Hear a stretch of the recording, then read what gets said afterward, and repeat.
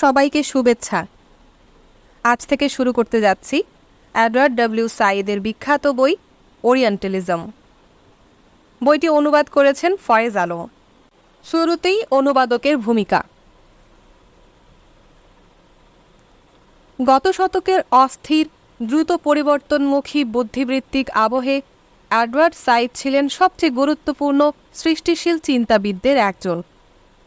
দ্বিতীয় বিশ্বযুদ্ধের পর, বিশেষত 60 ও 70-এর দশকে সকল ধরনের ক্ষমতা ও কর্তৃত্বের কাছে আনত অসম্ভব একটা মানব বিশ্বে সাইদের আবির্ভাব প্রচণ্ড আলোড়নের মতো, যা নাড়িয়ে দেয় পশ্চিমের সাংস্কৃতিক আধিপত্য ও দমনের দীর্ঘ স্থিতিশীল আয়োজন।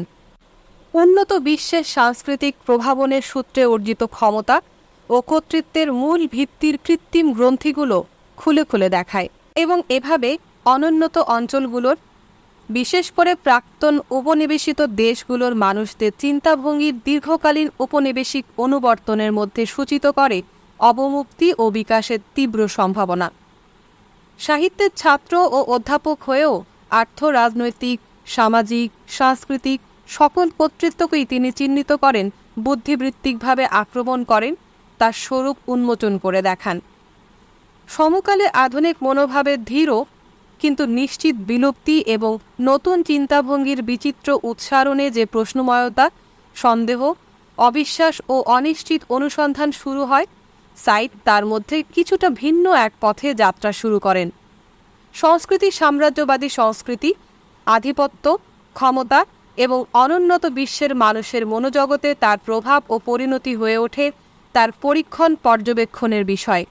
এভাবেই তিনি চিহ্নিত করেন প্রাচ্যতত্ত্বের গূঢ় গোপন সংগঠন, যাতে অন্তর্ভুক্ত রয়েছে ধর্মযাজকের মন্ত্রপাঠ থেকে শুরু করে রুশোর রাজনৈতিক তত্ত্ব কিংবা জেন অস্টিনের উপন্যাস। এর লক্ষ্য হল প্রাচ্যের মানুষদের মনোজগৎকে বশে রেখে উপনিবেশ প্রতিষ্ঠা ও তা অক্ষুণ্ণ রাখতে সহায়তা করা। এ ধরনের আত্মমুখী অন্বেষা আধুনিকতা উত্তর চিন্তাধারায় সাইদকে প্রতিষ্ঠিত করে অনন্য অবস্থানে।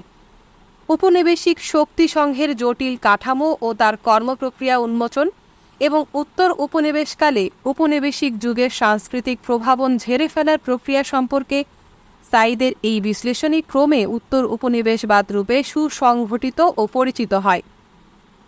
সাইদের জন্ম 1935 সালে ফিলিস্তিনের জেরুজালেমে এক এপিস্কোপালিয়ান খ্রিস্টান পরিবারে।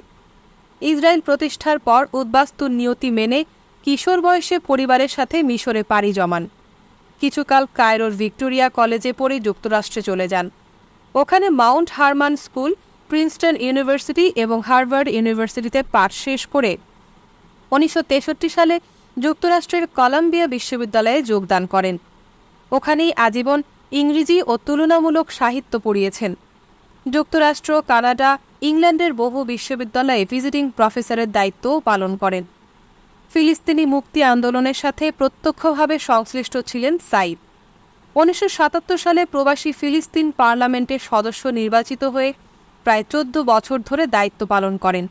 1991 সালে ইসরায়েল ফিলিস্তিন চুক্তি সংক্রান্ত মতবিরোধে পদত্যাগ করেন তিনি। এক ছেলে ও এক মেয়ে সন্তানের পিতা সাইদ প্রায় এক যুগ ধরে ব্লাড ক্যান্সারে ভুগছিলেন। 24 সেপ্টেম্বর 2003 খ্রিস্টাব্দে আমেরিকার এক হাসপাতালে চিকিৎসাধীন অবস্থায় মৃত্যুবরণ করেন এই মহান মানুষটি। ওরিয়েন্টালিজম সাইদের অন্যতম গুরুত্বপূর্ণ, সম্ভবত সবচেয়ে গুরুত্বপূর্ণ কাজ। 1978 সালে এই গ্রন্থটি প্রকাশিত হওয়ার পর থেকে বিশ্বের বিভিন্ন দেশে 30টিরও অধিক ভাষায় অনূদিত হয়েছে। এই একটিমাত্র গ্রন্থের জন্যও সাইদ অমর হয়ে থাকতেন। এখন পর্যন্ত এই গ্রন্থটি মানব বিজ্ঞানের বিভিন্ন শাখায় তার গভীরতর প্রভাব অব্যাহত রেখেছে। এই গ্রন্থে সাইদ অঙ্গীকার করেন মধ্যপ্রাচ্যের মুসলিম অধ্যুষিত দেশগুলোই ইউরোপের সাম্রাজ্যবাদী শক্তিগুলোর রাজনৈতিক, সামাজিক, নৃতাত্ত্বিক, আর্থিক আধিপত্যের সাংস্কৃতিক প্রস্তুতি ও প্রতিফলন। প্রাচ্যের ওই অঞ্চলের ওপর পশ্চিমের কর্তৃত্বের আরোপণ, তার উপায় ও ধরনের ইতিহাস রচনার। ওই কর্তৃত্বের বা আধিপত্যের পেছনে কার্যকর সাংস্কৃতিক মনোভঙ্গি ব্যাখ্যা করার জন্য সাইদ ব্যবহার করেন ওরিয়েন্টালিজম বা প্রাচ্যতত্ত্ব পরিভাষাটি।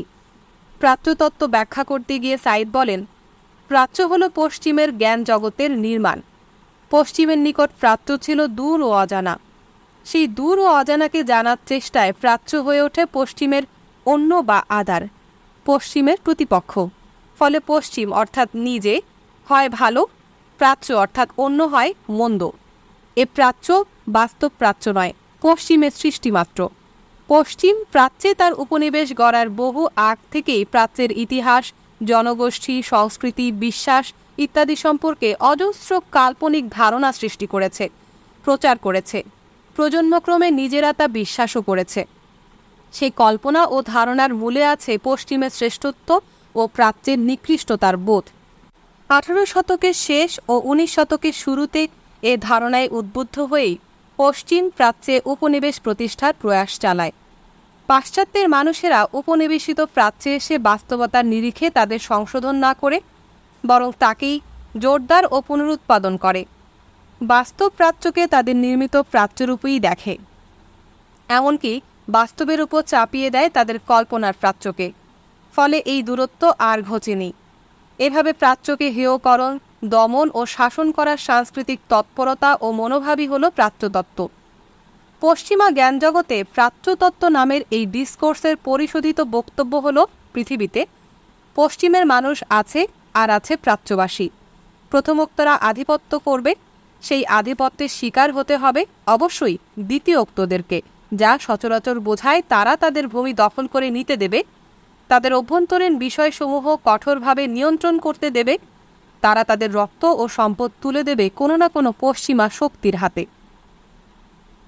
প্রাচ্যতত্ত্ব প্রাচ্যকে নিকৃষ্ট মনে করে এবং প্রাচ্যের মানুষদেরকে নিজস্ব শাসনে পরিচালিত হওয়ার অযোগ্য ঘোষণা করে। যেহেতু প্রাচ্য বিনষ্ট, অসভ্য, তাই প্রাচ্যজনকে কথা বলতে দেয়া যায় না, কারণ সে নিজেকেও ভালো করে চেনে না, তাকে যতটা চেনে পশ্চিমের লোকেরা। তাই প্রাচ্যের পক্ষে কথা বলে সাম্রাজ্যবাদী ইউরোপ প্রাচ্য পরিণত হয় নিকৃষ্ট, নির্বাক, নিষ্ক্রিয় উপনিবেশে। 18 শতকের শেষ থেকে প্রাচ্যতত্ত্বের সক্রিয় যাত্রা শুরু হয়, এখনও তা অব্যাহত রয়েছে, যাবতীয় প্রভাব প্রতিপত্তি সমেত ভিন্ন রূপে নব্য সাম্রাজ্যবাদের মধ্য দিয়ে। ওরিয়েন্টালিজমে বিন্যস্ত চিন্তাভাবনার পেছনে সাইদের ব্যক্তিগত অভিজ্ঞতার একটা ভূমিকা আছে। তিনি লিখেছেন, এ রচনায় আমার ব্যক্তিগত বিনিয়োগের বেশিরভাগটাই এসেছে দুটো ব্রিটিশ উপনিবেশে বেড়ে ওঠা শিশু হিসেবে ওরিয়েন্টাল হয়ে ওঠার সচেতনতা থেকে। ওই দুই উপনিবেশ ও যুক্তরাষ্ট্রে আমার সকল পড়াশোনা পশ্চিমা ধাঁচের। এ সত্ত্বেও কম বয়সের ওই সুগভীর সচেতনতা অক্ষয় রয়ে গেছে। আমার এই অধ্যয়ন অনেক দিক থেকে প্রাচ্য বিষয়রূপী আমার ওপর সেই সংস্কৃতির চিহ্নসমূহের তালিকা প্রণয়নের প্রয়াস, যে সংস্কৃতির আধিপত্য সকল প্রাচ্যবাসীর জীবনে একটা গুরুত্বপূর্ণ ব্যাপার। এ কারণে আমার বেলায় মনোযোগের কেন্দ্রে পরিণত হয়েছে ইসলামী প্রাচ্য।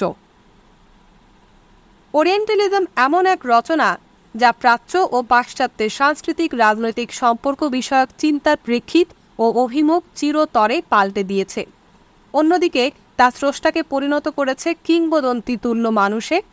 পশ্চিমের আধিপত্যবাদী জ্ঞান ও সংস্কৃতি যখন সারা পৃথিবীতে দৃঢ়ভাবে প্রতিষ্ঠিত, তখন ওরিয়েন্টালিজম এক ধীরগতির বিস্ফোরণ, যা আক্রান্ত করেছে সেই আধিপত্যের মূল প্রক্রিয়া ও কৌশলগুলোকে। ইউরোপ ও আমেরিকান শক্তি প্রাচ্যের ওপর সামরিক ও রাজনৈতিক আধিপত্য চালানোর সঙ্গে সঙ্গে কিভাবে প্রাচ্যের মানুষের মন, আচরণ, দৃষ্টিভঙ্গি ও সাংস্কৃতিক স্বভাবের ওপরও আধিপত্য করেছে, নিজেদের ইচ্ছে মতো রূপান্তরিত, বিকৃত ও পরিবর্তন করেছে তাদের মনোজগৎ ও বাইরের ইমেজকে, তা জানার জন্যে ওরিয়েন্টালিজমের বিকল্প নেই। সাইদের দৃঢ় যুক্তিসহ বক্তব্য, তীক্ষ্ণ ও নিরপেক্ষ বিশ্লেষণ, ক্ষমতা ও সংস্কৃতির সম্পর্ককে যথাযথভাবে শনাক্তকরণের সক্ষমতা ওরিয়েন্টালিজমকে পরিণত করেছে আধিপত্য ও সংস্কৃতির তাত্ত্বিক আলোচনার অনিবার্য আদর্শই। 20 শতকের আধিপত্যের রাজনীতির সর্বগ্রাসী ছায়ায় আড়ষ্ট পৃথিবীতে বহুদিকগামী বুদ্ধিবৃত্তির চর্চা করেছেন সাইদ। একাধারে সাহিত্য সমালোচনা, সংস্কৃতি, সমাজতত্ত্ব, সঙ্গীত, রাজনীতি এ সমস্ত বিষয়েই লিখেছেন। 20টিরও বেশি প্রকাশিত গ্রন্থে অভিব্যক্ত তার ভাবনার ক্ষমতা ও আধিপত্যের নানা দিকের প্রতিভাস মেলে। তার রচিত গ্রন্থগুলো হল Joseph Conrad and the fiction of autobiography, beginnings, intention and methods, Orientalism, Reaction and Counter-Revolution in the Contemporary Arab World, The Question of Palestine, Literature and the Society, covering Islam, the World, the Text and the Critic, After the Last Sky, Blaming the Victims, Spurious Scholarship and the Palestinian Question, Musical Elaborations, Culture and Imperialism, The Politics of Dispossession, The Struggle for Palestinian Self-Determination, Representation of the Intellectual, Out of Place, Peace and its Disconnections and Criticism between Culture and System, From Oslo to Iraq and the Roadmap, ইত্যাদি। শেষোক্ত বইটি প্রকাশিত হয়েছে তার মৃত্যুর পর 2004 সালে। Joseph Conrad and the fiction of autobiography, the world, the text and the critic এবং musical elaboration ক্ষমতার রাজনীতির সাথে প্রত্যক্ষত সংশ্লিষ্ট নয়।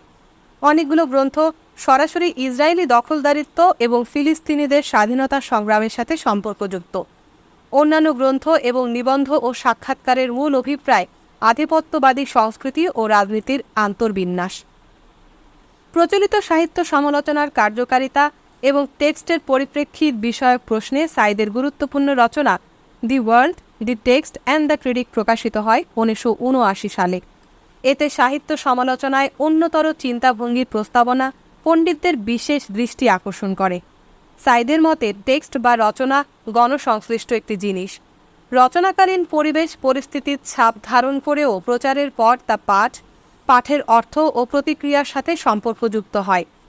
তিনি পশ্চিমের ঔন্নাসিক টেক্সচুয়াল সমালোচনা রীতির বিরোধিতা করে বলেন, এ হলো টেক্সটের ভেতরের রাজনীতি, আধিপত্য ও দমননীতির প্রত্যক্ষ প্রভাবকে আলোচনার বাইরে রাখার একটি কৌশল। অতএব টেক্সটকে পাঠ করতে হবে মানব জীবনের বাস্তবতার সাথে সম্পর্কিত করে। গ্রন্থটিতে সুইফট ও কনরাডের ওপর তার নাতিদীর্ঘ আলোচনা লেখকদ্বয়ের সৃষ্টি ও দৃষ্টিকোণ সম্পর্কে নতুন ধরনের আলোকপাত করেছে। The world, the text and the critic প্রচলিত সাহিত্য সমালোচনার রীতিনীতি সম্পর্কে প্রশ্ন তোলে, টেক্সটের সাথে মানব জীবনের অবিচ্ছিন্ন বাস্তবতার সম্পর্কের গুরুত্ব অনুধাবনে সহায়তা করে এবং প্রস্তাব করে সমালোচনার অপেক্ষাকৃত পরিপূর্ণ একটি ধরন। 1980 সালে প্রকাশিত দি কোয়েশ্চেন অফ প্যালেস্টাইন আমাদের সময়ের সবচেয়ে তীব্র রক্তক্ষয়ী আন্তর্জাতিক সংঘাতের রাজনীতির ওপর আলোকপাত। ইসরায়েল রাষ্ট্র প্রতিষ্ঠার কারণে রাষ্ট্রচ্যুত ফিলিস্তিনিদের দুর্দশার জীবন্ত চিত্র এই গ্রন্থটি। লক্ষ লক্ষ ফিলিস্তিনি আজ ছড়িয়ে আছে সারা পৃথিবীতে। তাদের দেশ নেই, ভোট নেই, নাগরিক অধিকার নেই। সাইদ প্রশ্ন রাখেন, এসব ফিলিস্তিনির দায় নেবে কে? আফটার দি লাস্ট স্কাই 1986 সালে প্রকাশিত এই বইটি সাইদের তীব্র রাজনীতি সচেতন রচনা। মূলভাবগত অর্থে এটা দি কোয়েশ্চেন অফ প্যালেস্টাইনেরই বিস্তৃতি। একদিকে ফিলিস্তিন পরিস্থিতি সম্পর্কে তার অনুপম বিশ্লেষণ, অন্যদিকে ফিলিস্তিনের ওপর ফটোগ্রাফার জা মোরের গুরুত্বপূর্ণ কিছু ছবি মেলে আফটার দি লাস্ট স্কাইকে দিয়েছে সমকালের দালিলিক স্পর্শ। এখানে সাইদ খুঁজে দেখেছেন সমকালে একজন ফিলিস্তিনি হওয়ার অর্থ কী, একজন ফিলিস্তিনি হিসেবে কী পরিস্থিতির মুখোমুখি হতে হয় তাকে। সাইদ বলেন যে পশ্চিমে এমন একটি দিনও পার হয় না যেদিন ফিলিস্তিনিরা প্রধান সংবাদে অন্তর্ভুক্ত থাকে না, কিন্তু প্রচার মাধ্যম তাদের যে ইমেজ সৃষ্টি করেছে সাইদ দেখান তা খুনি, সন্ত্রাসী, অপহরণকারী অথবা সর্বহারা শরণার্থীর। ফিলিস্তিনিরা আজ পশ্চিমা প্রচার মাধ্যমের ওই কৃত্রিম ঘৃণ্য রাজনৈতিক ইমেজে বন্দী। ইসরায়েল রাষ্ট্র প্রতিষ্ঠার কারণে ফিলিস্তিনিরা কিভাবে তাদের দেশ হারিয়েছে, ঘরবাড়ি হারিয়ে উদ্বাস্তুতে পরিণত হয়েছে, সেই মর্মান্তিক বিবরণ দেন সাইদ এবং সাম্প্রতিক ঘটনার আলোকে দেখান ফিলিস্তিনিরা প্রবাসী ও উদ্বাস্তু ইমেজ প্রত্যাখ্যান করে এখন নতুন আত্মপরিচয়ে উদ্বুদ্ধ হতে শুরু করেছে, সে পরিচয় প্রতিরোধের, আত্মত্যাগের, দৃঢ় চৈতন্যের সংগ্রামী এক জাতির যারা ভবিষ্যৎ এক উজ্জ্বল সময়ের স্বপ্ন দেখছে। The politics of disposition, the struggle for Palestinian self determination 1994 সালে প্রকাশিত এই বইটি ফিলিস্তিন সমস্যার উপর লিখিত প্রবন্ধের সংকলন। এতে 1969 সাল থেকে 1994 সাল পর্যন্ত ফিলিস্তিনিদের রাষ্ট্র প্রতিষ্ঠার রক্তাক্ত স্বাধীনতা সংগ্রামের ধারা বিবরণী তুলে ধরেছেন সাইদ। 1994 সালে ইসরায়েলের সাথে সম্পাদিত শান্তি চুক্তিও আলোচনায় এসেছে, যাকে সাইদ অন্যত্র অভিহিত করেছেন শান্তি প্রচেষ্টার সমাপ্তি হিসেবে। কভারিং ইসলামের প্রথম প্রকাশ 1981 সালে। ওরিয়েন্টালিজম লিখে সাইদ প্রাচ্যতাত্ত্বিক বুদ্ধিজীবী বৃত্তের ধস নামিয়েছিলেন। সৃষ্টি করেছিলেন অসংখ্য বুদ্ধিবৃত্তিক শত্রু। কভারিং ইসলামে তিনি পশ্চিমা প্রচার মাধ্যমের সাম্রাজ্যবাদী ও সাম্প্রদায়িক রূপটি উন্মোচন করেন।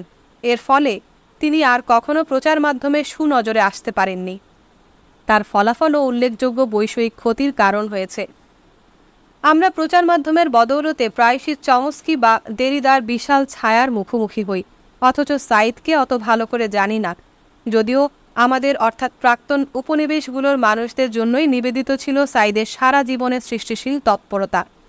যা হোক, কভারিং ইসলামে সাইদ প্রতিদিনের সংবাদ পরিবেশন, ফিচার, প্রবন্ধ, নিবন্ধ, সাক্ষাৎকার ঘেঁটে দেখান পশ্চিমের প্রচার মাধ্যম দীর্ঘদিন ধরে পৃথিবীর বিভিন্ন দেশের মুসলমানদের খুনি, সন্ত্রাসী, অপহরণকারী হিসেবে চিত্রিত করে আসছে।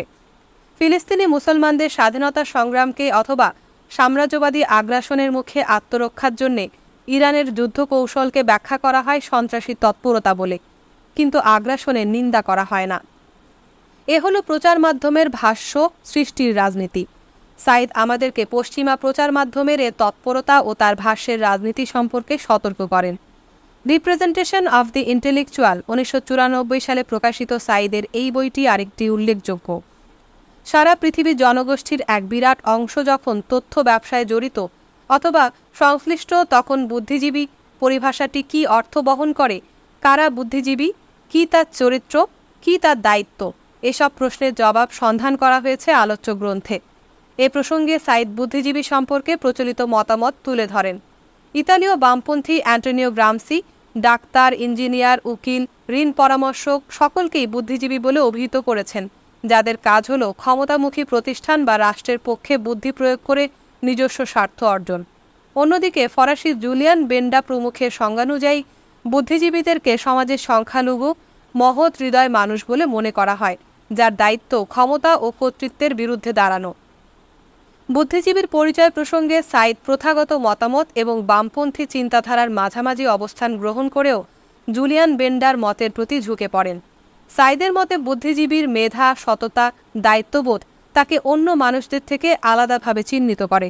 বুদ্ধিজীবী তাই নিঃসঙ্গ মানুষ। বুদ্ধিজীবী পরবাসী, সংখ্যালঘু, অপেশাদার এমন এক ভাষার অধিকারী যা ক্ষমতার মুখের ওপর সত্য উচ্চারণ করে। এই কথাটি সাইদ লিখেছেন তার রিপ্রেজেন্টেশন অফ দি ইন্টেলেকচুয়ালে। সাইদ মনে করেন পরিচ্ছন্ন মানবিক বোধ, অবিচ্ছিন্ন সততা, চিন্তার তীব্রতা এবং সজাগ চৈতন্য এ হল বুদ্ধিজীবীর আজন্ম সম্বল। রিপ্রেজেন্টেশন অফ দ্য ইন্টেলেকচুয়াল আমাদের বুদ্ধিবৃত্তিক জগতে এক উল্লেখযোগ্য সংযোজন। তার মৃত্যুর পর প্রকাশিত সর্বশেষ গ্রন্থ from Oslo to Iraq and the road map 2004 সালে এই সংকলিত বইটিতে 46টি অসাধারণ নিবন্ধে সাইদ মধ্যপ্রাচ্য নিয়ে আমেরিকা ও ইসরায়েলের তৎপরতা সম্পর্কে এমন সব তথ্য প্রকাশ করেছেন যেগুলো কোনোদিন মার্কিন প্রচার মাধ্যমের মুখ দেখেনি। এডওয়ার্ড সাইদের সবচেয়ে গুরুত্বপূর্ণ দু একটি কাজের একটি হল কালচার অ্যান্ড ইম্পেরিয়ালিজম, যেটি 1993 সালে প্রকাশিত হয়েছিল। এই গ্রন্থে সাইদের চিন্তা, প্রথা ও চর্চার সীমানা পেরিয়ে পশ্চিমের সংস্কৃতির এমন এক দিক উন্মোচিত করে যার সাথে সম্পর্কিত আধিপত্য, দমন ও ক্ষমতার রাজনীতি। ইউরোপীয় এবং সামগ্রিকভাবে পশ্চিমের সংস্কৃতির ইতিহাসের অনেক পেছনেও আধিপত্যবাদী চিন্তাভাবনার প্রকাশ লক্ষ্য করা যায়। সাইদ পশ্চিমা সংস্কৃতিতে সাম্রাজ্যবাদের বীজ শনাক্ত করার জন্য বেছে নেন সংস্কৃতির একটি ক্ষেত্র, সাহিত্য। জেন অস্টিন থেকে সালমান রুশদি, ইয়েটস থেকে প্রচার মাধ্যমের তৎপরতাও তার অনুপুঙ্খ বিশ্লেষণের আওতায় আসে। ওরিয়েন্টালিজমে তার পর্যবেক্ষণ সীমিত ছিল মধ্যপ্রাচ্যে। কালচার অ্যান্ড ইম্পেরিয়ালিজমে তিনি দৃষ্টি প্রসারিত করে দেন পৃথিবীর সকল প্রাক্তন উপনিবেশে, যেখানে উপনিবেশিক শক্তি কখনো না কখনো তাদের সাম্রাজ্যবাদী আগ্রাসন চালিয়েছিল। এর মধ্যে আছে আফ্রিকা, পাক ভারত উপমহাদেশ, দূরপ্রাচ্যের অংশবিশেষ, অস্ট্রেলিয়া, ক্যারিবীয় অঞ্চলের বিভিন্ন দেশ। এসব দেশে বসে অথবা তার অভিজ্ঞতা নিয়ে সাম্রাজ্যের গর্বিত নাগরিক সমকালীন লেখকগণ যে সাহিত্য সৃষ্টি করেছেন, সাইদের আলোচনার লক্ষ্য সেই সব সৃষ্টি।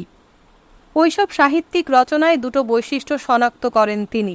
প্রথমত, ওগুলোয় উপনিবেশিত জনগোষ্ঠীকে দেখা হয়েছে মানসিকতার একক একটি ছাঁচে, যেমন ওইসব লেখায় পাওয়া যায় ভারতীয় মন, ক্যারিবীয় নারী চরিত্র বা আফ্রিকান স্বভাব, জ্যামাইকান আচরণ ইত্যাদি পরিভাষা ও ধারণা। এর অর্থ হলো ওই লেখকের নিকট সকল ভারতীয়র মন একই রকম, সকল ক্যারিবীয় নারীর চরিত্র এক, আফ্রিকান মানবগোষ্ঠী বুঝি বা যুগ যুগ ধরে বেঁচে আছে স্বভাবের একটিমাত্র আদর্শ নিয়ে। দ্বিতীয় বৈশিষ্ট্য হল ওইসব লেখকের প্রত্যেকের রচনায় সাম্রাজ্য বিস্তার, উপনিবেশ প্রতিষ্ঠার আকাঙ্ক্ষা প্রত্যক্ষ বা পরোক্ষে প্রবল হয়ে দেখা দিয়েছে।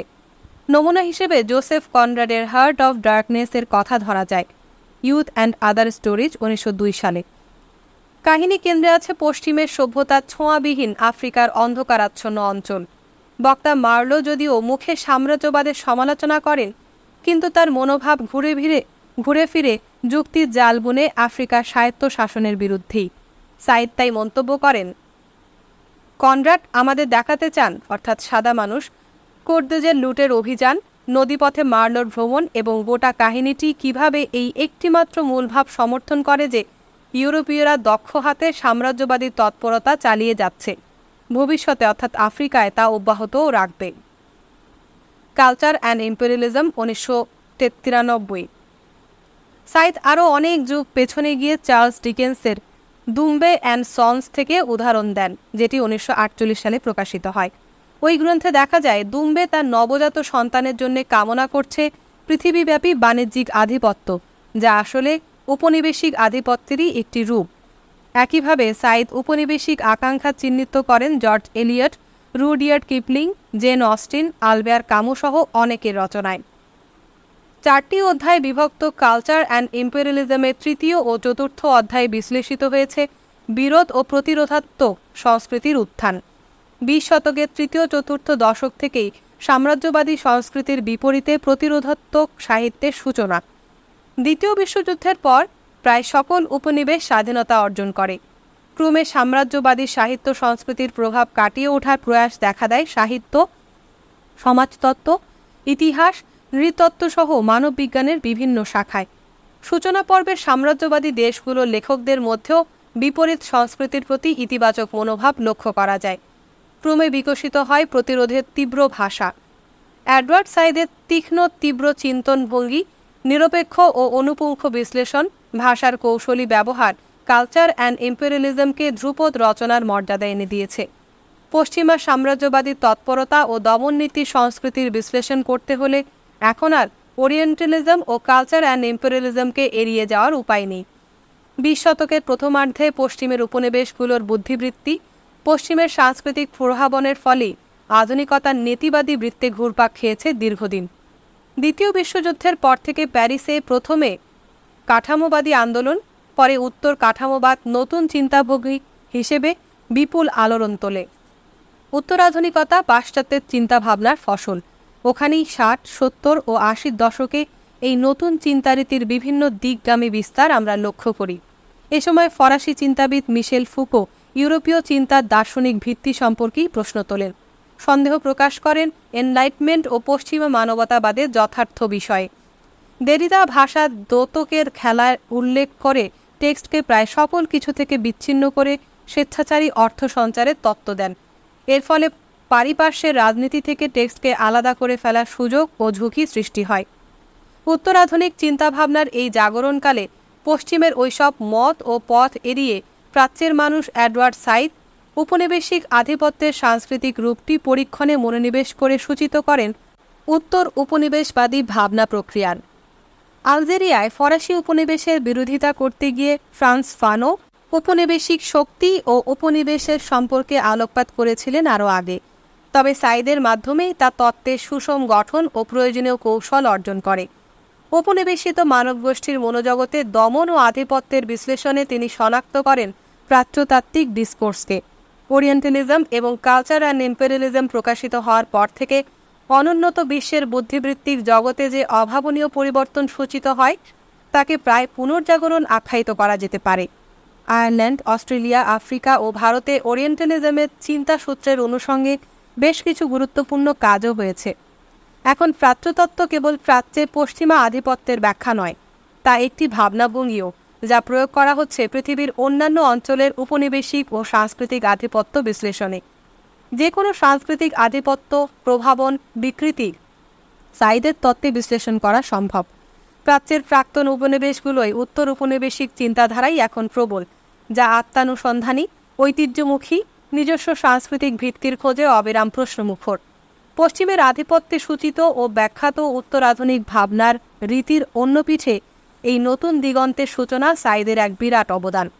এডওয়ার্ড ডব্লিউ সাইদ ছিলেন পণ্ডিত, নন্দনতাত্ত্বিক ও সমালোচকের এক বিরল ও মেধাবী সংশ্লেষ। সাংস্কৃতিক আত্মানুসন্ধানে নিয়ত উন্মুখ নতুন প্রজন্মের কাছে তিনি প্রেরণা ও আদর্শ। সাইদ পশ্চিমের বুদ্ধিবৃত্তিক জগতের প্রায় সকল ক্ষেত্রেই প্রভাব বিস্তার করে গেছেন। ক্ষমতা ও কর্তৃত্বের কাছে তিনি কোনো দায় অনুভব করেননি। তার দায় ছিল বুদ্ধিবৃত্তিক চৈতন্যের নিকট, যা তিনি নিজেই চিহ্নিত করেছেন দ্য রিপ্রেজেন্টেশন অফ ইন্টেলেকচুয়ালে। মধ্যপ্রাচ্যে ইসলামী দেশগুলোর জনগোষ্ঠীর পক্ষে কথা বলার কারণে তাকে কম দুর্ভোগ পোহাতে হয়নি। তবু মানবতা ও ব্যক্তি স্বাধীনতার প্রশ্নে তার ছিল দৃঢ় ও সক্রিয় ভূমিকা। প্রথা ও প্রতিষ্ঠান বিরোধী, ক্ষমতা বিরোধী এমন সৃষ্টিশীল মানুষের জন্য নোবেল পুরস্কার অপেক্ষা করার কথা নয়, তার প্রয়োজনও ছিল না। এডওয়ার্ড সাইদ ক্ষমতা ও কর্তৃত্বের বিরুদ্ধে জাগ্রত করে গেছেন আমাদের চৈতন্যকে। যেমন বলেছেন এ সময়ের আরেক বেপরোয়া মেধাবী বুদ্ধিজীবী Abram Noam Chomsky. Noam Chomsky বলেন, তিনি অর্থাৎ সাইদ, তিনি আমাদের এটি বুঝতে সহায়তা করেন যে আমরা কে, ক্ষমতার দাস না হয়ে নৈতিক প্রতিনিধি হিসেবে বাঁচার জন্য আমাদের কি করা উচিত। 1990 সালে প্রথমবারের মতো ওরিয়েন্টালিজম পাঠ করার সুযোগ হয় আমার। তখন সাইদ আমাদের সাহিত্য অঙ্গনে মোটামুটি পরিচিত হয়ে উঠেছেন। তথ্য জড়করণ বিন্যস্ত করা এবং সেগুলো বিশ্লেষণের অসাধারণ ক্ষমতা সাইদ ও ওরিয়েন্টালিজম সম্পর্কে আমাকে বিশেষ আগ্রহী করে তোলে। ওরিয়েন্টালিজমের ভেতরে প্রবেশ করে এ সম্পর্কিত অনেক প্রাকধারণা বদলে যায়। গ্রন্থটিতে আর মধ্যপ্রাচ্যে পশ্চিমের সাংস্কৃতিক রাজনৈতিক আগ্রাসনের বিশ্লেষণে সীমাবদ্ধ বলে মনে হয় না। আমার নিকট তার তাত্ত্বিক দিকটি আরও গুরুত্বপূর্ণ, যা প্রয়োগ করা চলে পৃথিবীর যে কোনো সময়ের যে কোনো অঞ্চলে সংঘটিত সাংস্কৃতিক আধিপত্য বিশ্লেষণে। দ্বিতীয়ত, সাইদ বহুপঠিত ও প্রচারিত উত্তরাধুনিক চিন্তাধারার অন্যান্য প্রবণতার পাশাপাশি উত্তর উপনিবেশবাদ ও মিশ্র সংস্কৃতিবাদের ব্যাপক প্রয়োগের সম্ভাবনা সম্পর্কে যে ইঙ্গিত দেন, এ গ্রন্থে তার আভাসও আমার কাছে বিশেষ গুরুত্বপূর্ণ। এ সময় আমাদের সাহিত্যে ইউরোপের সাহিত্য, বিশেষত ইংরেজি ভাষার লেখাজোখা সম্পর্কিত আলোচনা বিশেষ মর্যাদারও প্রতীক হয়ে ওঠে, যার পেছনে প্রাচ্যতত্ত্বের দীর্ঘমেয়াদী প্রভাব এবং তার পরিণামস্বরূপ আমাদের হীনমন্যতার বোধ দুর্লক্ষণীয় নয়। এই পরিপ্রেক্ষিতে ওরিয়েন্টালিজমকে বাংলা ভাষার একটি অনিবার্য টেক্সট বলে মনে হয় আমার। তখনই গ্রন্থটি অনুবাদের সিদ্ধান্ত নেই। 1992 সালের প্রথমার্ধে ভূমিকার বড় একটা অংশের অনুবাদ সম্পন্ন হয়। এরপরই তা বন্ধ হয়ে যায়, প্রধানত প্রকাশের সুযোগের অভাবে। এ সময় এবং পরে আরও কয়েকজন বইটির ভূমিকার অংশবিশেষ অনুবাদ করে প্রকাশ করেন, কিন্তু পরে কোনো অজ্ঞাত কারণে আর অগ্রসর হননি। কিন্তু আমার মন থেকে পরিকল্পনাটি বাদ পড়ে না। এর মধ্যে প্রায় এক যুগ ধরে প্রতি বছরই মনে হয়েছে এবার হয়তো বইটির অনুবাদ বের হবে। সেক্ষেত্রে আমার অক্ষমতার দায়মোচন ঘটে, কিন্তু তা হয়নি। গত বছর এক সাহিত্যিক আড্ডায় লেখক ইশরাত ফিরদৌসি চূর্ণ ও র্যামনের স্বত্বাধিকারী সৈয়দ রহমতুল্লাহ রাজন ওরিয়েন্টালিজমের ব্যাপারে প্রবল উৎসাহ দেখান এবং আমাকে এর অনুবাদ করার অনুরোধ জানান।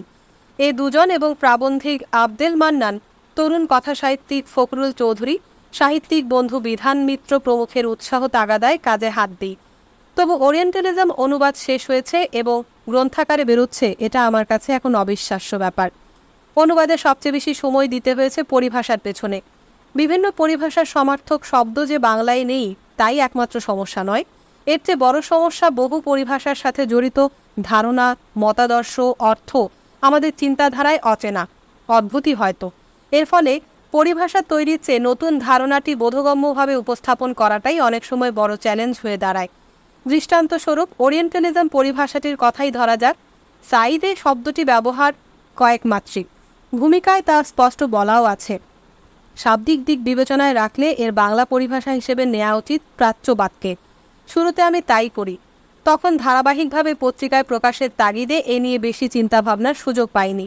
পরে উপলব্ধি করি মার্ক্সবাদ, লেনিনবাদ, মাওবাদ, মৌলবাদ শব্দগুলোর বাদ শব্দাংশ এমন এক রাজনৈতিক মার্কায় চিহ্নিত হয়েছে যে প্রাচ্যবাদের অর্থ বিভ্রান্তির সমূহ ঝুঁকি থেকে যায়। কলকাতায় বার্নিক রায় লিখেছেন প্রাচ্যবিদ্যা, বাংলায় নানা রকম বিদ্যা ছড়াছড়ি। আমি সাদৃশ্য নির্ভর বিভ্রান্তির আশঙ্কায় এ অনুবাদও গ্রহণ করতে পারিনি। তাছাড়া ওরিয়েন্টাল স্টাডিজ বলে যে বিষয়টি প্রচলিত রয়েছে তার অনুবাদ প্রাচ্যবিদ্যা হলে সঙ্গত হয় বলে ওরিয়েন্টালিজমের জন্য প্রাচ্যবিদ্যা পরিভাষাটির ব্যবহার উচিত নয় বলে মনে হয়। আবার সাইদে ওরিয়েন্টালিজমের পারিভাষিক যে আওতা নির্দেশ করেন তাও বিদ্যার সমর্থক বলে মনে হয় না। তিনি তার ওরিয়েন্টালিজমকে বলেছেন একটি ডিসকোর্স।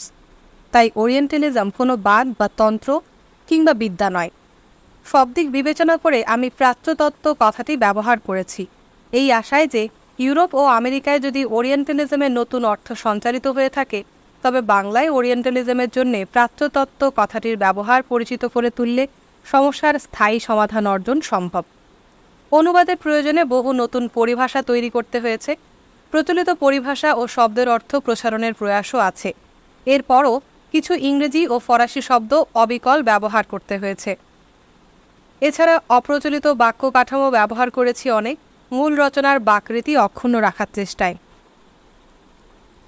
এবার পড়ছি এডওয়ার্ড সাইদের লেখা ভূমিকাটি।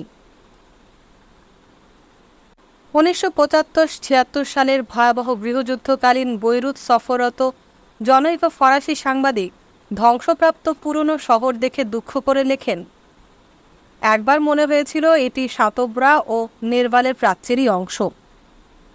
জায়গাটা সম্পর্কে তার ধারণা সঠিক, বিশেষত একজন ইউরোপীয়র যতটা সঠিক হওয়া দরকার। প্রাচ্য তো অনেকটা ইউরোপেরই উদ্ভাবন। সেই প্রাচীনকাল থেকে রোমান্স, আশ্চর্য সব প্রাণী, মন উতল করা স্মৃতি ও প্রাকৃতিক দৃশ্যাবলী আর অন্যরকম অভিজ্ঞতার দেশ। এখন তা হারিয়ে যাচ্ছে, এক অর্থে হারিয়ে গেছে, তার দিন শেষ। কিন্তু এ প্রক্রিয়ায় প্রাচ্যবাসীদের নিজস্ব কিছু যে হারিয়ে যেতে বসেছে, এমনকি সাতোব্রা ও নেরভালের যুগেও ওরাই যে এখানে বাস করেছে এবং এখন যে প্রাচ্যের মানুষগুলোই দুর্ভোগের শিকার হচ্ছে, তা হয়তো ফরাসি সাংবাদিকের কাছে প্রাসঙ্গিক মনে হয়নি। একজন ইউরোপীয় পর্যটকের নিকট প্রধান ব্যাপার হলো প্রাচ্য ও তার সমকালীন পরিণতিকে ইউরোপের মন মতো তুলে ধরা। দুটো বিষয়ই ফরাসি সাংবাদিক ও তার পাঠকদের কাছে সুবিধাজনক সম্প্রদায়গত গুরুত্ব বহন করে। প্রাচ্য সম্পর্কে আমেরিকানদের অনুভূতি ঠিক ওরকম হবে না। তাদের কাছে প্রাচ্যের অনুষঙ্গ সম্পূর্ণ ভিন্নভাবে দূর প্রাচ্যের, অর্থাৎ বিশেষত জাপান ও চীনের সাথে সম্পর্কিত হওয়ার সম্ভাবনাই বেশি।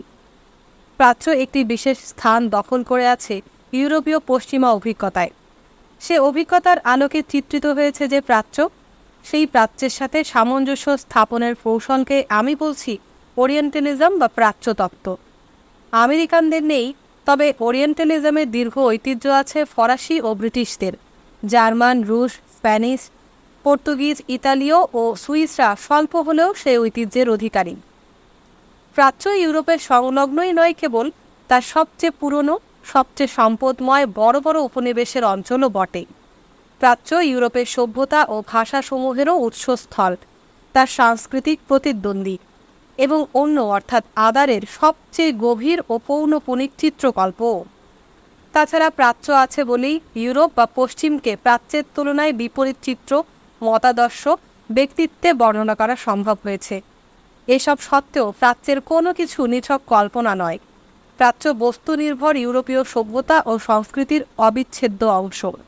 প্রাচ্যতত্ত্ব আলোচনার একটি ধরন হিসাবে সহায়ক প্রতিষ্ঠান, পরিভাষা, পাণ্ডিত্য, চিত্রকল্প, তত্ত্বমালা, এমনকি উপনিবেশিক আমলাতন্ত্র ও রীতির সহায়তায় সাংস্কৃতিক ও ভাবাদর্শিকভাবে সেই অংশটিকে বর্ণনা করে এবং তার প্রতিনিধিত্ব করে।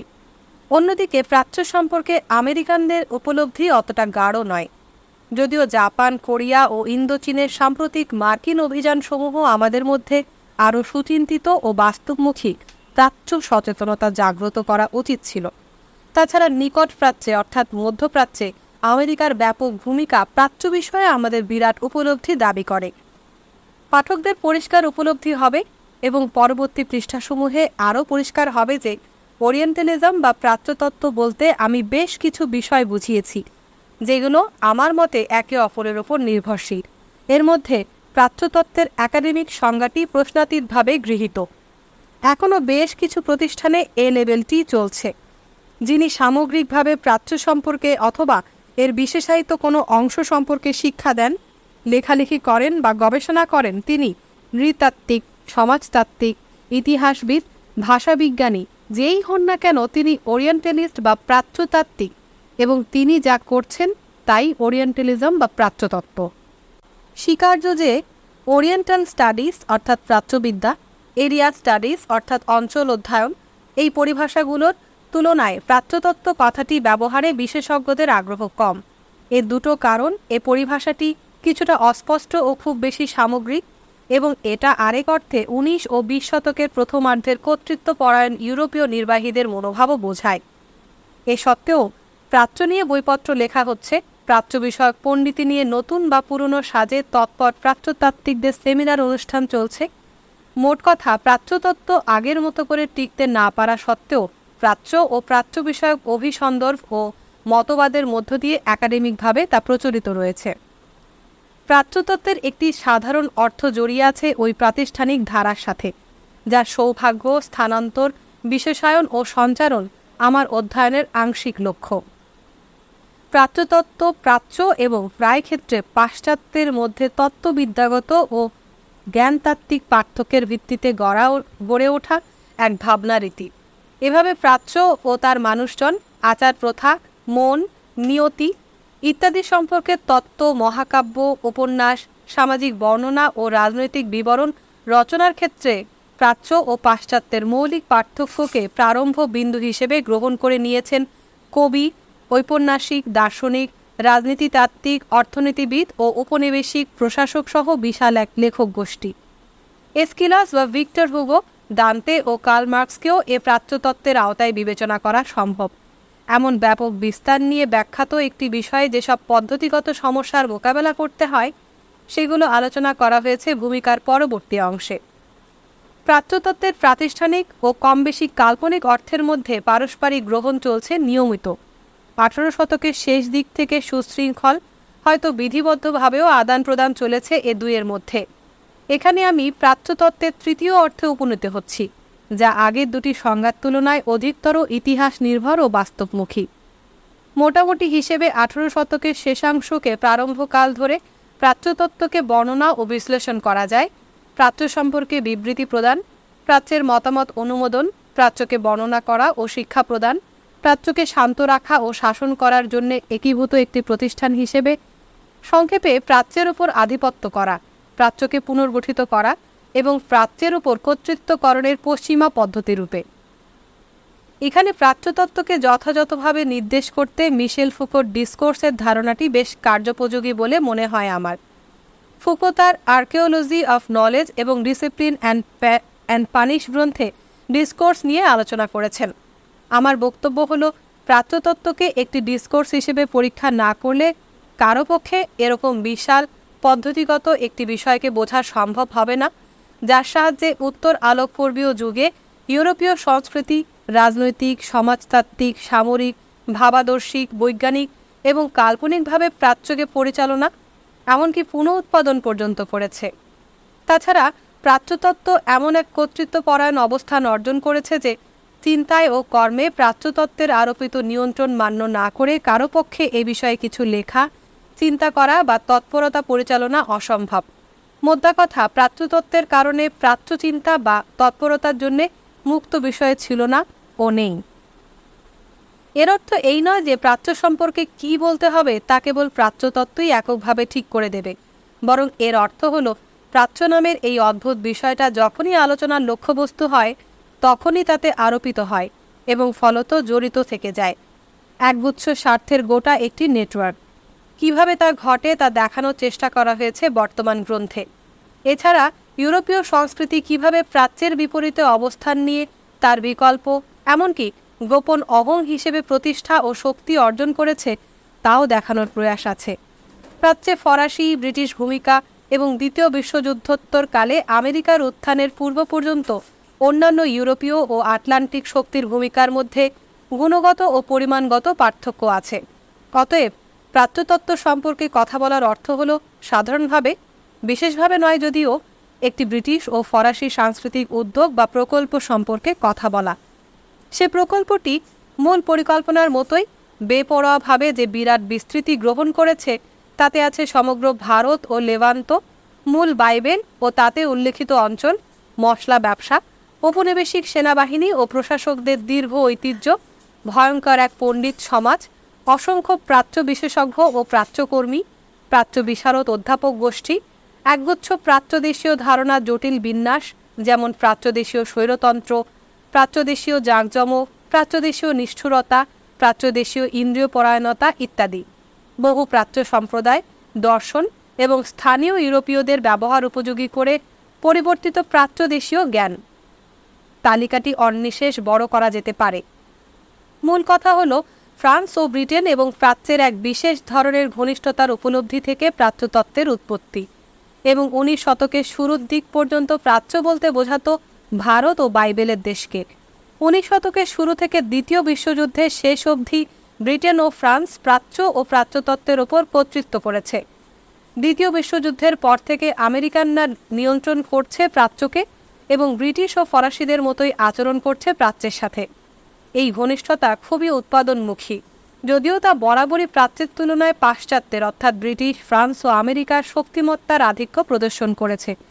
এই ঘনিষ্ঠতা থেকে উদ্ভূত হয়েছে একগুচ্ছ রচনা, আমি যেগুলোকে বলছি প্রাচ্যতাত্ত্বিক। এই সঙ্গে বলে রাখা ভালো যে প্রচুর গ্রন্থ ও গ্রন্থকারকে অধ্যয়নের অন্তর্ভুক্ত করা সত্ত্বেও আরও বিপুল সংখ্যক গ্রন্থ ও গ্রন্থকারকে পাঠ্যতালিকার বাইরে রাখতে হয়েছে। প্রাচ্যের ওপর লেখা একগাদা রচনার ক্লান্তিকর বিশাল তালিকার উপর নির্ভরশীল নয় আমার বক্তব্য, কিংবা নির্বাচিত কিছু গ্রন্থ, লেখক ও ধারণা তত্ত্বের ওপরও নয়, যেগুলো একত্রে প্রাচ্যতত্ত্বের মূলনীতিগুলো রচনা করছে। আমি বরং নির্ভর করেছি ভিন্ন এক পদ্ধতিগত বিকল্পে, যার মেরুদণ্ড হল ঐতিহাসিক সাধারণীকরণ। আমি এ পর্যন্ত তা ব্যাখ্যার চেষ্টা করেছি, এখন সেগুলোই খুঁটিনাটি সহ আলোচনা করতে চাই। প্রাচ্য প্রকৃতির কোনো নিষ্ক্রিয় সৃষ্টি নয়, তা ধরে নিয়ে আমি আলোচনা শুরু করেছিলাম। এমন নয় যে প্রাচ্য এখানে অস্তিত্বশীল, তেমনি পাশ্চাত্য ওখানে অস্তিত্ববান নয়। ভিকোর একটি উল্লেখযোগ্য পর্যবেক্ষণ হল, মানুষ নিজেই তার ইতিহাস সৃষ্টি করে এবং সে যা সৃষ্টি করে তাই সে জানতে পারে ও ভৌগোলিকভাবে বিস্তৃত করতে পারে। এ পর্যবেক্ষণ আমাদের গুরুত্ব সহকারে নেওয়া উচিত। ঐতিহাসিক সত্তার কথা বলছি না, ভৌগোলিক ও সাংস্কৃতিক সত্তা, যেমন প্রাচ্য পাশ্চাত্যের মতো স্থানিক, আঞ্চলিক, ভৌগোলিক বিভাজন মানুষের তৈরি। অতএব পশ্চিম যেমন, তেমনি প্রাচ্যও একটি ধারণা, যার আছে নিজস্ব চিন্তা, চিত্রকল্প ও পরিভাষার ইতিহাস ও ঐতিহ্য। এগুলোই পশ্চিমের জন্য এবং পশ্চিমের নিকট প্রাচ্যের বাস্তবতা ও উপস্থিতি নির্মাণ করেছে। এ প্রক্রিয়ায় দুটো ভৌগোলিক সত্তা, প্রাচ্য ও পাশ্চাত্য, পরস্পরকে সমর্থন করে, কিছুটা প্রতিফলিতও করে। এ মন্তব্যের পর তার সমর্থনে কিছু যুক্তিযুক্ত বক্তব্য তুলে ধরা উচিত। আমার প্রথম বক্তব্য হল, প্রাচ্যকে কেবলই একটা ধারণা বা বাস্তবতার সাথে সম্পর্কবিহীন সৃষ্টি বলে সিদ্ধান্ত টানা ভুল হবে। যখন ডিসরায়েলি তার উপন্যাস ট্রাঙ্কেডে লেখেন প্রাচ্য উন্নতির একটি পথ, তখন তিনি বোঝাতে চেয়েছেন তরুণ প্রাঞ্চঞ্চল পশ্চিমাদের নিকট প্রাচ্যে আগ্রহী হওয়ার ঘটনা প্রবল আবেগের বিষয় বলে মনে হবে।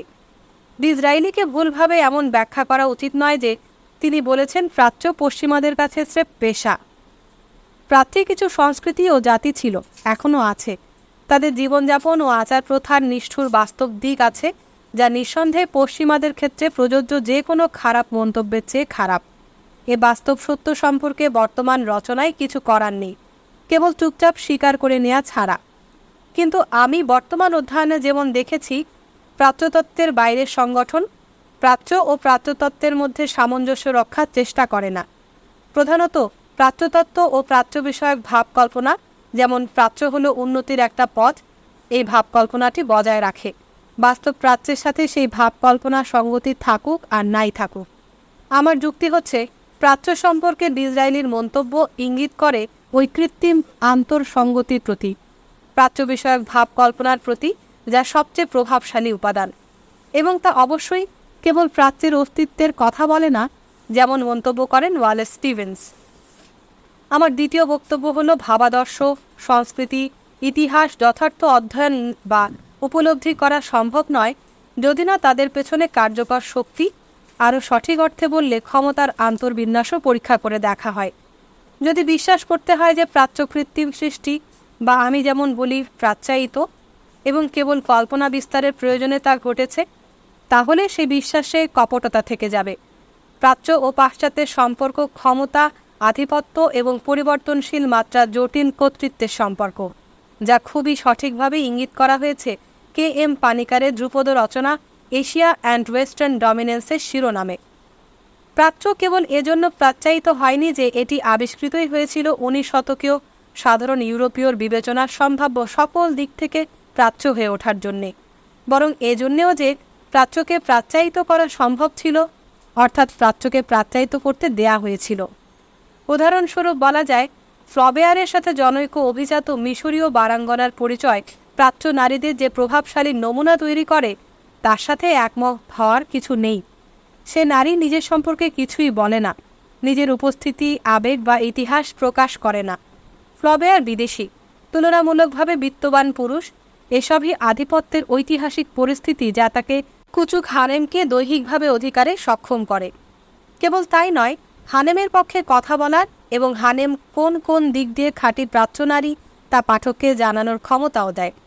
লক্ষণীয় বিষয় হল, কুচুক হানেমের তুলনায় ফ্লবেয়ারের অবস্থান কোনো একক বিচ্ছিন্ন উদাহরণ নয়। এটি প্রাচ্য ও পাশ্চাত্যের তুলনামূলক শক্তির বিন্যাস এবং তা থেকে সম্ভাবিত প্রাচ্য বিষয়ক ডিসকোর্সের একটি আদর্শ উদাহরণ বলে গণ্য হতে পারে। এই অবস্থা আমাদেরকে তৃতীয় যুক্তিতে উপনীত করে। কারো এমন ভাবা ঠিক হবে না যে প্রাচ্যতত্ত্বের সংগঠন একরাশ মিথ্যা ও মিথের সংগঠন এবং সত্য প্রকাশ করে দিলেই তা উড়ে যাবে। আমি মনে করি প্রাচ্যতত্ত্ব প্রাচ্যের ওপর ইউরোপীয় আটলান্টিক ক্ষমতার চিহ্ন হিসেবে অধিকতর মূল্যবান, যতটা না প্রাচ্য বিষয়ক ডিসকোর্স হিসেবে। প্রাচ্যতত্ত্বের প্রাতিষ্ঠানিক বা পণ্ডিতি রূপ কেবল প্রাচ্য বিষয়ক ডিসকোর্স হিসেবে বিবেচিত হওয়ার দাবি করে।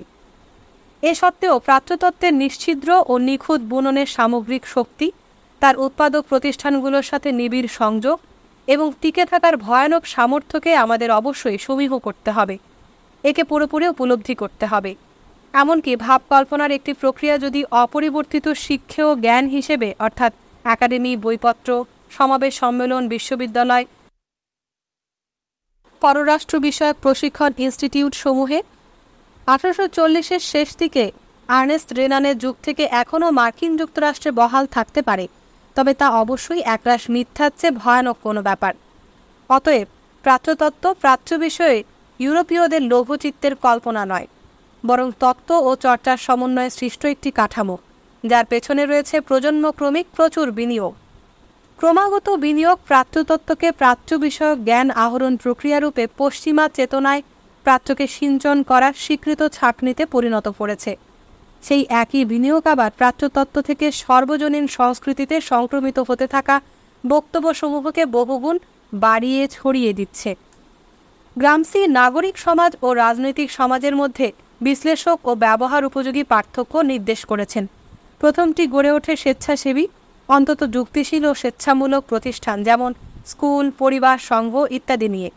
দ্বিতীয়টি গঠিত রাষ্ট্রীয় সংস্থাসমূহ যেমন সেনাবাহিনী, পুলিশ, কেন্দ্রীয় আমলাতন্ত্র নিয়ে। রাষ্ট্র সমাজে যার কাজ আধিপত্য করা। সংস্কৃতি অবশ্যই নাগরিক সমাজে ক্রিয়াশীল দেখা যায়, যেখানে ভাবাদর্শ, প্রতিষ্ঠান ও বিভিন্ন ব্যক্তির প্রভাব কাজ করে, কর্তৃত্বের মাধ্যমে নয়, গ্রামসির ভাষায় সম্মতির ভিত্তিতে। যে সমাজ স্বৈরতান্ত্রিক নয়, তাতে কিছু সাংস্কৃতিক রূপ অন্যগুলোর উপর পূর্বাধিপত্য করে, যেমন কিছু ভাবাদর্শ অন্যগুলোর তুলনায় অধিকতর প্রভাবশালী হয়। এই সাংস্কৃতিক নেতৃত্বকে গ্রামসি বলেছেন হেজেমনি, পশ্চিমের শিল্পায়িত সমাজের সাংস্কৃতিক জীবন বোঝার জন্য একটা অপরিহার্য ধারণা। এই হেজেমনি, বলা যায় ভাবাধিপত্যের ফলাফল, প্রাচ্যতত্ত্বকে এমনতর দীর্ঘায়ু ও সামর্থ্য দিয়েছে যা এতক্ষণ আমি আলোচনা করেছি, যাকে ডেনিসে বলেছেন ইউরোপের কল্পনা। ওরা অইউরোপীয়র বিপরীতে আমরা ইউরোপীয় হিসেবে আলাদাভাবে চিহ্নিত হওয়ার যুক্তিবিরোধিত প্রবণতা, তা থেকে প্রাচ্যতত্ত্ব খুব একটা দূরে নয়, এবং কার্যত এমন দাবিও করা যায় যে সেগুলোই ইউরোপীয় সংস্কৃতির প্রধান উপাদান, তাই যা সে সংস্কৃতিকে ইউরোপ ও ইউরোপের বাইরে ভাবাধিপত্যবাদী করে তুলেছে। সকল অইউরোপীয় মানুষ ও সংস্কৃতির তুলনায় ইউরোপীয়দের শ্রেষ্ঠত্বের ধারণা। আরও কথা আছে, প্রাচ্য সম্পর্কে ইউরোপীয় সামাজিক আধিপত্যের ধারণা নিজেই প্রাচ্যের পশ্চাৎপদতার তুলনায় ইউরোপের শ্রেষ্ঠত্ব পুনঃ পুনঃ দাবি করছে, এবং এমন সম্ভাবনাকেও সচরাচর নাকচ করে দিচ্ছে যে অধিকতর স্বাধীন বা সন্দেহবাতিক কোনো চিন্তাবিদ এ বিষয়ে ভিন্নমত পোষণ করতে পারেন। প্রাচ্যতত্ত্ব তার কৌশলের প্রয়োজনে বারবার ওই নিয়ন্ত্রণযোগ্য শ্রেষ্ঠত্বের অবস্থানের ওপর নির্ভর করে। এই পরিস্থিতি পশ্চিমাদের সুবিধাজনক অবস্থান নষ্ট না করেই প্রাচ্যের সাথে তাদেরকে সম্পর্কিত করে একগুচ্ছ সম্ভাব্য সম্পর্কে। রেনেসাঁর শেষ দিক থেকে এখন পর্যন্ত ইউরোপের অসাধারণ উত্থানের কালে কেনই বা তা ভিন্ন কিছু হবে?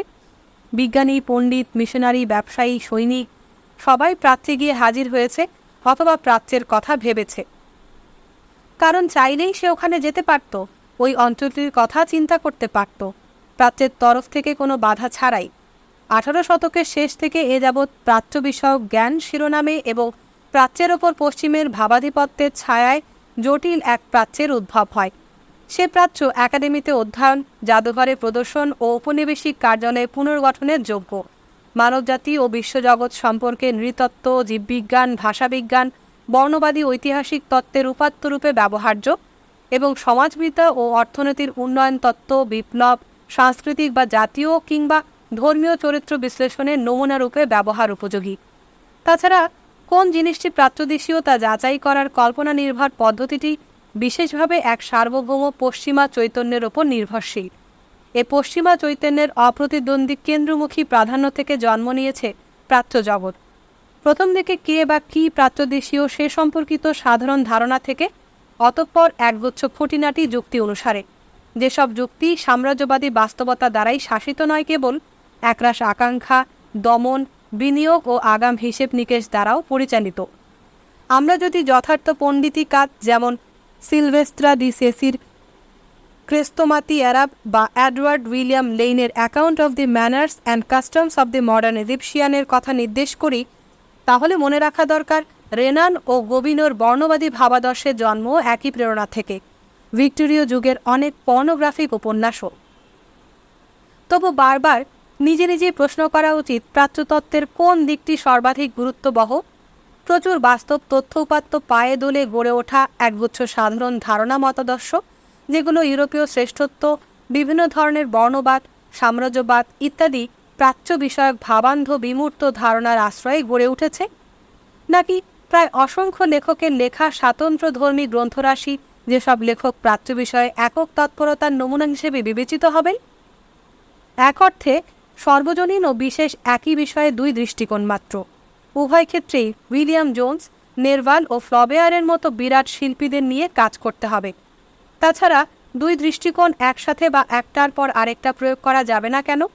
যদি পদ্ধতিগতভাবে খুব বেশি সর্বজনীন বা খুবই ব্যক্তিক দৃষ্টিকোণ বজায় রাখা হয়, তাহলে কি বিকৃতির, ঠিক যা করার প্রবণতা আছে প্রাতিষ্ঠানিক প্রাচ্যতত্ত্বে, বিকৃতির অনিবার্য ঝুঁকি থেকে যাচ্ছে না? আমার দ্বিবিধ ভয় হল বিকৃতি ও ভুল, খুবই অন্ধ সর্বজনীন বা খুবই স্থানিক দৃষ্টিকোণের দ্বারা সৃষ্ট ভুল। এই সমস্যা মোকাবেলার জন্যে আমি সমকালীন বাস্তবতার প্রধান তিনটি দিক নিয়ে আলোচনা করেছি। আমার মনে হয় তা আমাদের আলোচিত পদ্ধতিগত জটিলতা থেকে বেরিয়ে আসার একটি উপায় বাতলে দেবে।